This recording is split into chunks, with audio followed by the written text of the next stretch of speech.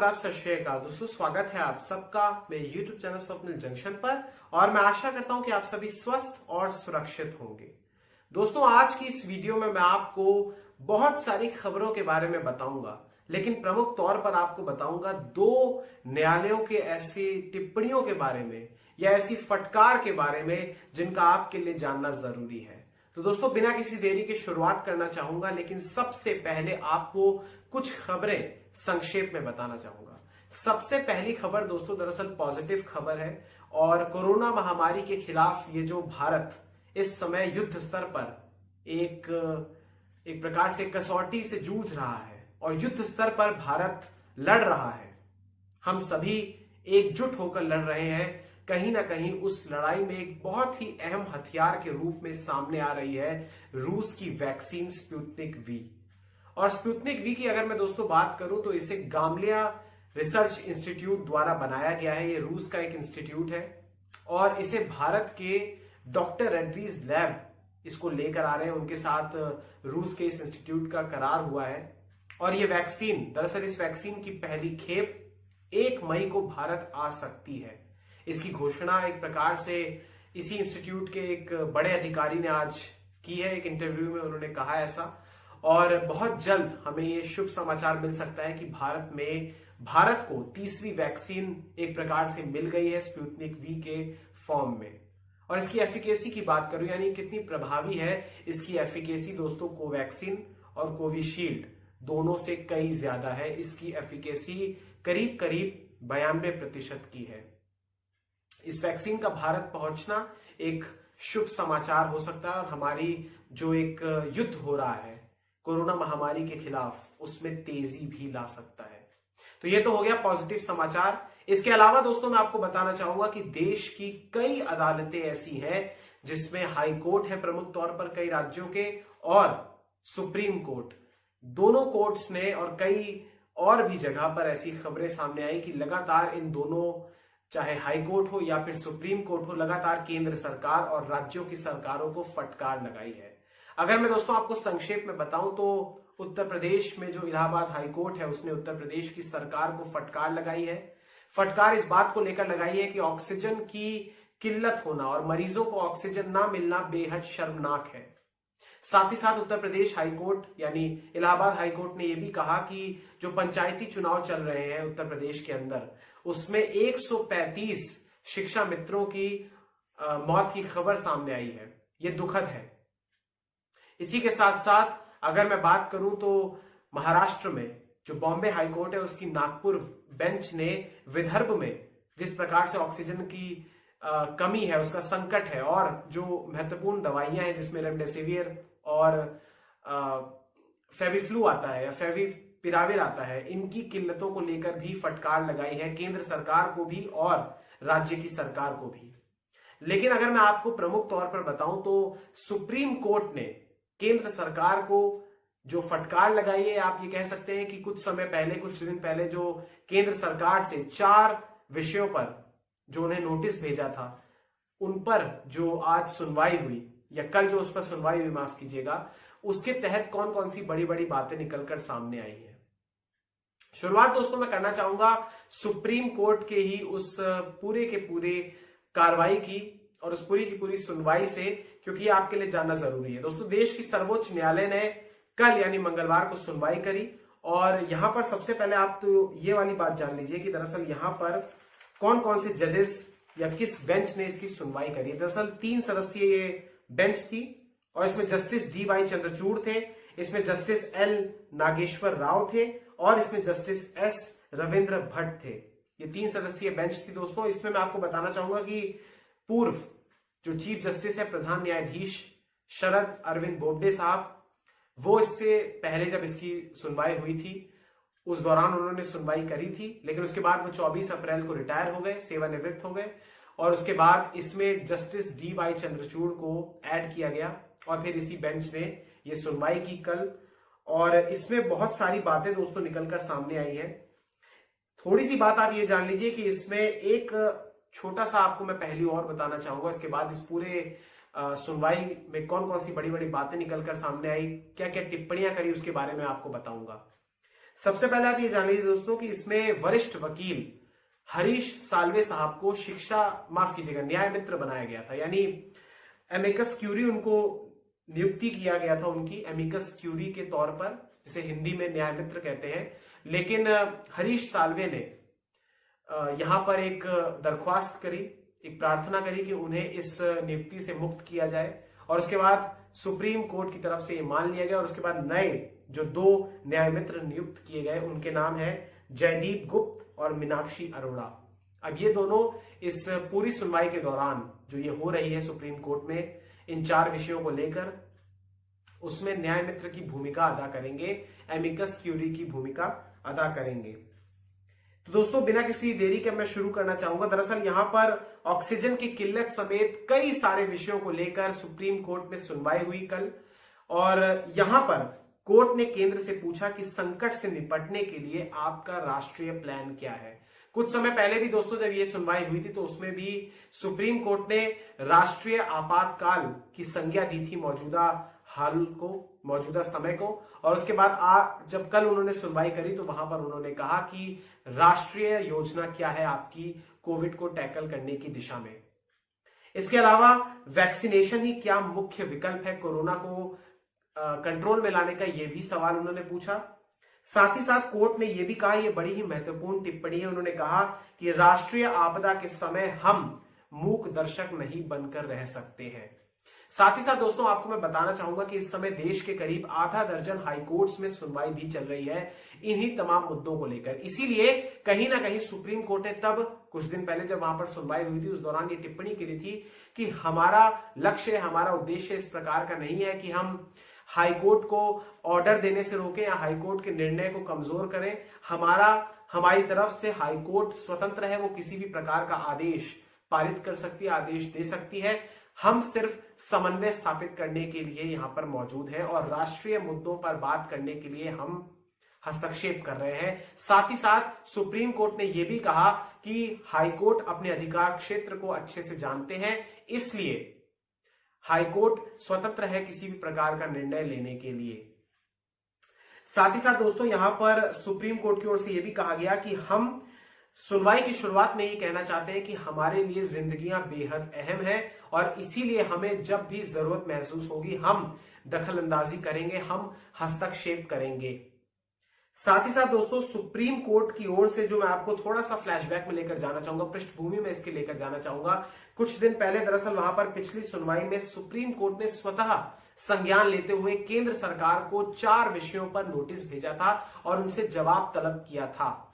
इसको लेकर केंद्र सरकार ने कल हलफनामा भी दाखिल किया, लेकिन आपको पहले मैं बताना चाहूंगा कि वो 4 विषय क्या थे जिनको लेकर सुप्रीम कोर्ट ने नेशनल प्लान भी मांगा था केंद्र सरकार से। ये 4 विषय थे ऑक्सीजन की सप्लाई को लेकर, इसके अलावा वैक्सीनेशन की प्रक्रिया को लेकर, आवश्यक दवाओं की कमी को लेकर और लॉकडाउन घोषित करने की शक्ति को लेकर कि आखिर लॉकडाउन घोषित करने की जो ताकत है, जो शक्ति है, वो राज्य सरकारों के पास होनी चाहिए, ना कि कोर्ट के पास। तो इन 4 विषयों पर सुप्रीम कोर्ट ने नोटिस भेजा था और उसी पर आज हलफनामा कल केंद्र सरकार ने दाखिल किया।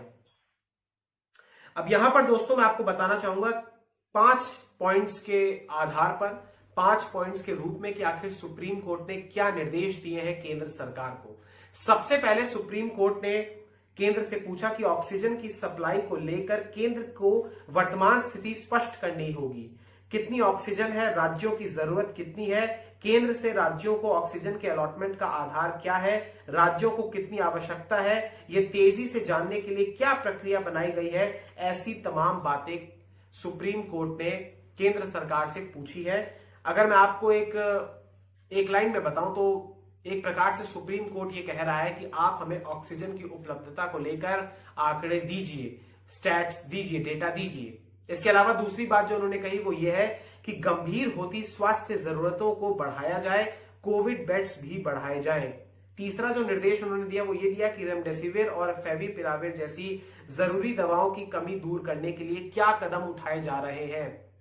चौथा उन्होंने निर्देश दिया कि सभी को वैक्सीन लगाने के लिए कितनी वैक्सीन की डोज और लगेगी, इन दोनों वैक्सीन के अलग अलग दाम तय करने के पीछे का तर्क और आधार क्या है। आप जानते हैं कि किस प्रकार से दोनों वैक्सीन जो है हमारे देश में, कोविशील्ड हो या फिर कोवैक्सिन हो, दोनों के दाम भिन्न हैं एक दूसरे से। इस पर भी सुप्रीम कोर्ट ने ये निर्देश दिया है, ये पूछा है कि आखिर क्या तर्क है, किस आधार पर दोनों वैक्सीन के दाम अलग अलग किए गए हैं।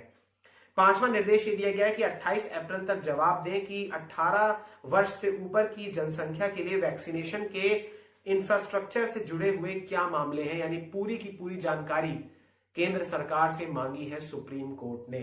केंद्र की ओर से दोस्तों मैं आपको बताना चाहूंगा कि इसमें सॉलिसिटर जनरल तुषार मेहता पेश हुए थे और तुषार मेहता ने जवाब दिया कि सरकार उच्च स्तर पर काम कर रही है, परेशानियां दूर करने के लिए प्रधानमंत्री स्वयं स्थिति को देख रहे हैं और स्थिति पर नजर बनाकर रखे हुए हैं।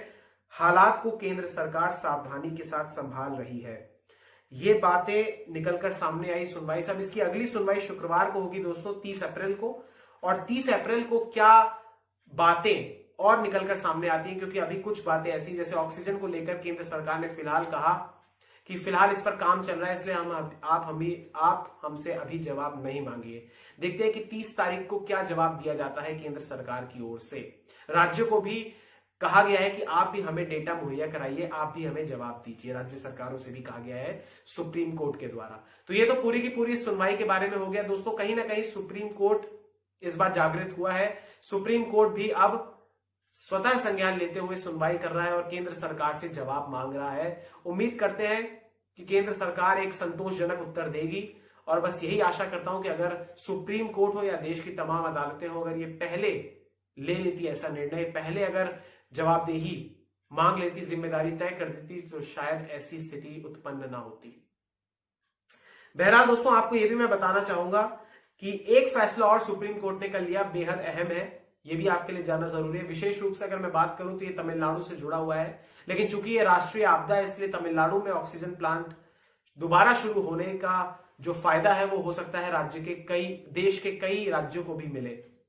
ये फैसला दरअसल जुड़ा हुआ है दोस्तों सुप्रीम कोर्ट से ही। दरअसल तमिलनाडु के तूतीकोरिन स्थित वेदांता के प्लांट को शुरू करने की अनुमति एक बार फिर से सुप्रीम कोर्ट ने दी है।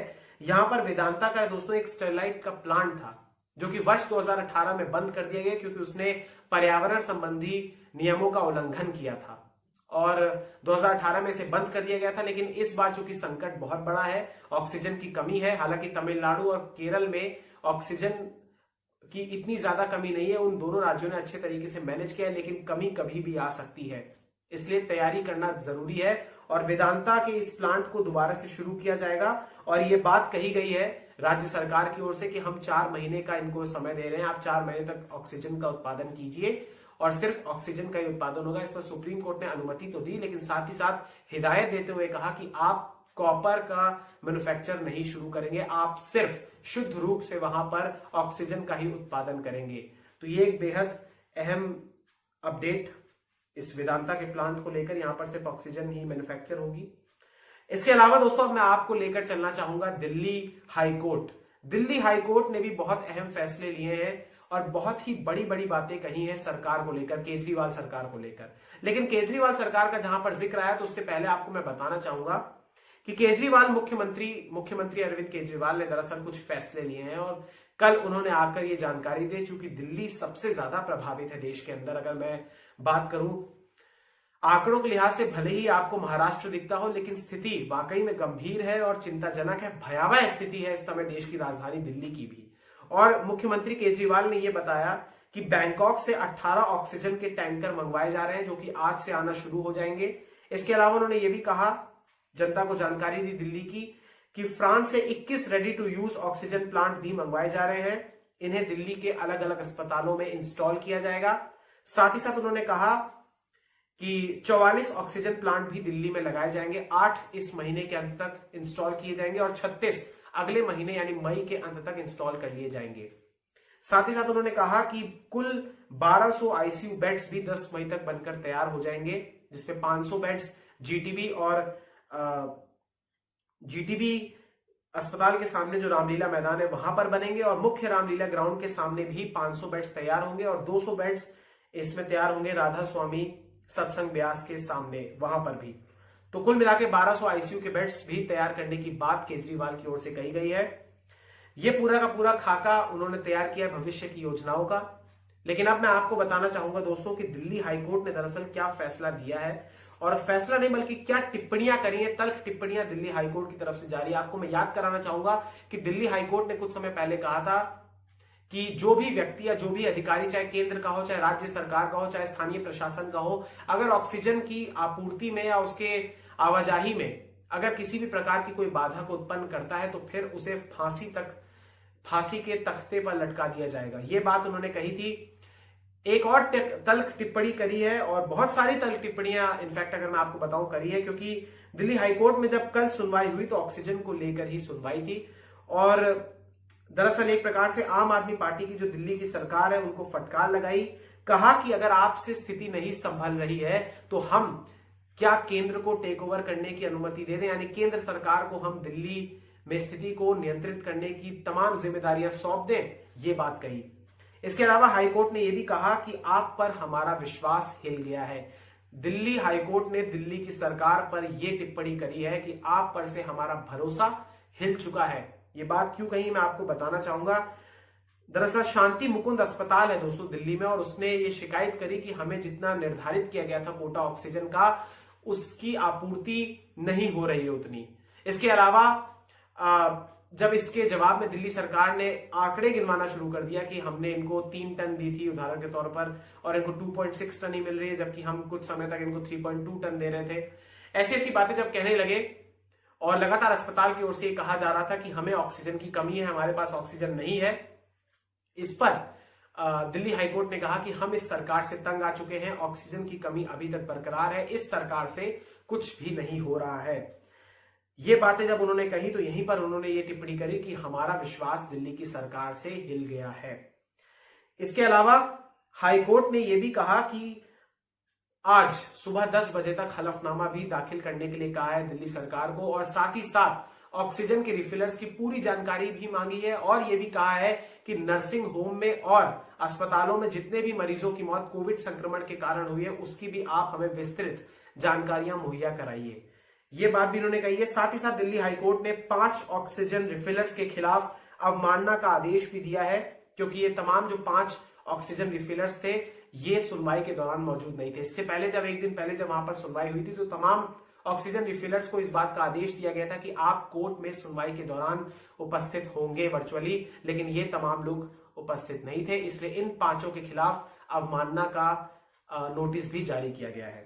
साथ ही साथ एक सेठ एयर नाम की ऑक्सीजन रिफिलर कंपनी है, यहां पर दोस्तों इनको कहा गया, इनके ऊपर सख्त टिप्पणी करते हुए कहा कि क्यों ना हम आपके यानी सेठ एयर को टेक ओवर कर ले दिल्ली सरकार। ये बात कही है क्योंकि ऐसा प्रतीत होता है, हाईकोर्ट ने कहा कि आप ऑक्सीजन की सप्लाई कहीं और कर रहे हैं अस्पताल की जगह। साथ ही साथ अशोका होटल का एक किस्सा और सामने आया दोस्तों, उसको आप कांड ही कह सकते हैं। दरअसल दिल्ली सरकार ने जो हाईकोर्ट के बड़े जजेस हैं, न्यायाधीश हैं और वहां के अधिकारी हैं, साथ ही साथ उनके जो परिजन हैं, अगर वो कोरोना से संक्रमित हो जाते हैं तो उसके लिए 5 सितारा होटल अशोका होटल में 2 फ्लोर्स आरक्षित कर दिए हैं। वहां पर एक बेहतरीन सुविधाओं के साथ उनका इलाज कराया जाएगा, उनको क्वारंटीन किया जाएगा, आइसोलेशन में रखा जाएगा। ऐसा कल एक किस्सा, ऐसी घटना सामने है जिस पर हाईकोर्ट ने कहा कि हमने तो आपसे कोई इसी प्रकार की चीज या ऐसी सुविधाओं की डिमांड नहीं करी थी, और इस समय ऑक्सीजन का संकट है, आप हमें ये विशेष सुविधाएं नहीं दे सकते। इस पर दिल्ली सरकार ने कहा कि हम इस आदेश को वापस ले लेंगे। लेकिन गजब की हाल है, गजब की परिस्थितियां है कि इस देश में संविधान सबको एक सम्मत देखता है, एक सम्मत मानता है, एक अधिकार देता है, सबको इक्वली ट्रीट करता है, लेकिन हमारी सरकारें, हमारा सिस्टम वीआईपी कल्चर के तहत ही आज भी चलता है। दिल्ली की सड़कों पर, देश की राजधानी दिल्ली है, देश का गौरव है दिल्ली, वहां की सड़कों पर नागरिक, इसी देश के नागरिक सड़कों पर जान दे रहे हैं, सड़कों पर इलाज कराने को विवश है, स्ट्रेचर पर इलाज कराने को विवश है, एक बेड तक मुहैया नहीं हो रहा है, वेंटिलेटर ऑक्सीजन सिलेंडर को लेकर लंबी लंबी कतारें लगी हुई हैं, और ऐसे में यह फैसला कि अशोका होटल में बड़े बड़े वीआईपीज को ट्रीटमेंट दिया जाएगा, यह वाकई में दुखद है। यह दिखाता है कि हमारी सरकारें सिर्फ चुनाव के दौरान ही जनता के दरवाजे पर आती है, बाकी सिर्फ उनका एक ही लक्ष्य होता है, पक्षपात। और कौन जानता है कि आगे आने वाले समय में वो जजेस को खुश करने के लिए ये सब कर रहे हो। आगे नहीं बढ़ूंगा इस बात पर। बहरहाल दोस्तों, रेमडेसिवियर पर भी बिफरा हाईकोर्ट, और उन्होंने कहा कि कोर्ट ने दरअसल दिल्ली के अस्पताल ने, दिल्ली सरकार ने इस बात का आदेश दिया है कि जो भी व्यक्ति अस्पताल में नहीं होगा उसे रेमडेसिविर नहीं लगाई जाएगी। इस पर कोर्ट ने कहा कि अगर घर पर इलाज करा रहे मरीजों को रेमडेसिविर की जरूरत होगी तो फिर कैसे उनको होगा, और यह आपका निर्णय गलत है। इस पर दिल्ली सरकार की ओर से जवाब दिया गया कि डॉक्टर की देख रेख में ही इस दवाई को, इस टीके को लगाना चाहिए, इस इंजेक्शन को लगाना चाहिए। इस पर दिल्ली हाईकोर्ट ने कहा कि आप गलत कर रहे हैं, बल्कि ऐसा नहीं होना चाहिए कि जो व्यक्ति अस्पताल में ही भर्ती है उसी को रेमडेसिविर मिले, बल्कि जो घर में भी अपना इलाज करा रहे हैं उनको भी रेमडेसिविर मिले, क्योंकि इस समय बहुत सारे लोग फोन के माध्यम से या वीडियो कॉन्फ्रेंसिंग के माध्यम से अपना इलाज करा रहे हैं। तो ये दिल्ली हाईकोर्ट में भी कल हुआ, वहां का माहौल भी बहुत ज्यादा गर्म था और ये भी टिप्पणी करनी पड़ गई दिल्ली हाईकोर्ट को कि ये समय गिद्धों की तरह बर्ताव करने का नहीं है। बहुत ही तल्ख टिप्पणियां हैं ये सब, और मुझे खुशी है इस बात की कि कम से कम इस देश की कोर्ट, हाई कोर्ट हो या सुप्रीम कोर्ट हो, कम से कम सरकारों से जवाब तलब कर रही है। देर आए लेकिन दुरुस्त आ जाए, बस यही प्रार्थना है मेरी। और इसी के साथ साथ दोस्तों अब मैं अंत करना चाहूंगा इस वीडियो का। उम्मीद करते हैं कि आप सभी सुरक्षित रहेंगे, और अगर आप बहुत जरूरी काम हो तभी अपने घरों से बाहर जाइएगा, डबल मास्क लगाकर जाइएगा और अपना बहुत ख्याल रखिएगा। हैंड सैनिटाइज करते रहिएगा, हाथों को धोते रहिएगा, और भीड़ भाड़ वाले इलाकों में मत जाइएगा। अपने घरों में रहिए, अनुशासन के साथ रहिए और देखते रहिए स्वप्निल जंक्शन। और बहुत बहुत शुक्रिया। और एक आपसे जाते हुए रिक्वेस्ट ये करूंगा कि कोई भी ऐसी इंफॉर्मेशन, गलत इंफॉर्मेशन न फैलाइए, सिर्फ अच्छी इंफॉर्मेशन और पॉजिटिव न्यूज ही फैलाते रहिए, और सही सूचना का संचार होना इस समय वक्त की डिमांड है। और जाते जाते एक बात और दोस्तों कहना चाहूंगा कि दुनिया के कई सारे देश हैं जो लगातार भारत की मदद कर रहे हैं, लगातार कंसंट्रेटर्स भेज रहे हैं, लगातार वेंटिलेटर्स भेज रहे हैं, लगातार अन्य उपकरण भेज रहे हैं, लगातार रेमडेसिविर के इंजेक्शन भेज रहे हैं, लगातार फेविफ्लू, फेविपिराविर, लगातार बहुत सारे उपकरण देश के लिए भेज रहे हैं। WHO भी मेडिकल स्टाफ भेजेगा 2600 का। अमेरिका की तरफ से भी वैक्सीन बनाने के लिए कच्चे माल को भेजने की बात कही गई है। प्रधानमंत्री नरेंद्र मोदी और वहां के राष्ट्रपति जो बाइडेन के बीच बात हुई है। दुनिया के कई देश हैं, ब्रिटेन है, कनाडा है, सऊदी अरब है, UAE है, फ्रांस है, बेल्जियम है, लग्जमबर्ग है, जर्मनी है, सिंगापुर है, कतर है, UAE है। ऐसे तमाम देश हैं जो लगातार भारत की मदद करने के लिए आगे आ रहे हैं। रूस है। मैं इस वीडियो के माध्यम से इन तमाम देशों का शुक्रिया अदा करना चाहूंगा, और उम्मीद करते हैं कि जिस प्रकार से भारत ने भी इन तमाम देशों की और पूरे विश्व की मदद करी जब पूरा विश्व संकट में था, आज जब भारत त्रासदी के इस स्टेज पर है तो दुनिया भी मदद कर रही है। मदद आपको भी अपनी करनी है, और साथ ही साथ आपको अपने आसपास लोगों की भी मदद करनी है। बहुत बहुत शुक्रिया। जय हिंद, जय भारत, वंदे मातरम, इंकलाब जिंदाबाद, सत्यमेव जयते। नमस्कार। एक खबर दोस्तों और बहुत जरूरी है, ये रह गई थी, इसलिए इस वीडियो के बिल्कुल ही अंत में मैं आपको बता रहा हूं। ये खबर भी आपके लिए जानना जरूरी है। दोस्तों आप जानते हैं कि मद्रास हाईकोर्ट ने किस प्रकार से परसों तल्ख टिप्पणियां करी थी और चुनाव आयोग को सीधे तौर पर कटघरे में खड़ा किया था इस नए संकट के लिए, और जो महामारी का ये अप्रत्याशित रूप हम देख रहे हैं एक बार फिर से, इसके लिए इस पर चुनाव आयोग ने भी जो दो बातें कही हैं, एक फैसले के रूप में और एक टिप्पणी करते हुए, वाकई में शर्मनाक है। पहले मैं आपको टिप्पणी बताना चाहूंगा। टिप्पणी या इसका जवाब मद्रास हाईकोर्ट के उस पूरे के पूरे टिप्पणी पर उन्होंने ये दिया है कि कानून व्यवस्था और नियमों का पालन करवाने की तमाम जिम्मेदारियां राज्य के प्रशासन के पास होती है। हमने नियम बनाए थे लेकिन राज्य के प्रशासन ने इसे अमल में नहीं लाए। अब यहां पर सिंपल सी बात यह है दोस्तों कि जिन राज्यों में चुनाव थे वो राज्य, आप उम्मीद कर रहे हैं कि वो अपने स्वार्थ को दरकिनार रखते हुए ये करेंगे कि वो अपने लोगों से कहेंगे कि आप हमारी रैलियों में मत आइए। ये कैसी बात उन्होंने कही है। मतलब सीधे तौर पर अपना पल्ला झाड़ा है और सीधे तौर पर राज्य सरकारों से कह दिया। राज्य सरकारों की इतनी हिम्मत होगी कि वो वोटरों से कहेंगे कि आप हमारी रैलियों में मत आइए, या उन रैलियों में वो लाठीचार्ज करेंगे जैसा वो चुनाव के दौरान, जब चुनाव नहीं होते तब करते हैं। कमाल का चुनाव आयोग का ये बयान है। इसके अलावा चुनाव आयोग ने एक फैसले के माध्यम से भी एक औपचारिकता निभाई है, और ये औपचारिकता ये है कि दरअसल 2 मई को जब नतीजे सामने आएंगे तो उस दौरान चुनाव आयोग ने किसी भी प्रकार के विजय जुलूस या जो उत्सव मनाया जाता है हमारे देश में कि बहुत बड़ा, जैसे लग रहा है जंग फतेह कर ली हो, बहुत बड़े शत्रु को हरा दिया हो और बहुत बड़ी जीत दर्ज कर ली हो चुनाव को लेकर, उस प्रकार के विजय जुलूस पर भी पाबंदी लगाई है, प्रतिबंध लगा दिया है। साथ ही साथ एक बात और उन्होंने कही है कि विजयी उम्मीदवार, जो विजय हुआ प्रत्याशी है, दरअसल उसे सिर्फ 2 लोगों के साथ ही सर्टिफिकेट, जो विजय का सर्टिफिकेट होगा, उसे लेने की अनुमति होगी। तो ये 2 निर्णय लिए, लेकिन बस मैं यही कहना चाहूंगा कि ऐसी जीत भी किस काम की जो लोगों की लाशों पर से आई हो। ये कैसी जीत और ये कैसा चुनाव जिसमें आपने लोगों की जान को ही संकट में डाल दिया और सत्ता की कुर्सी हथियाने के लिए। शुक्रिया।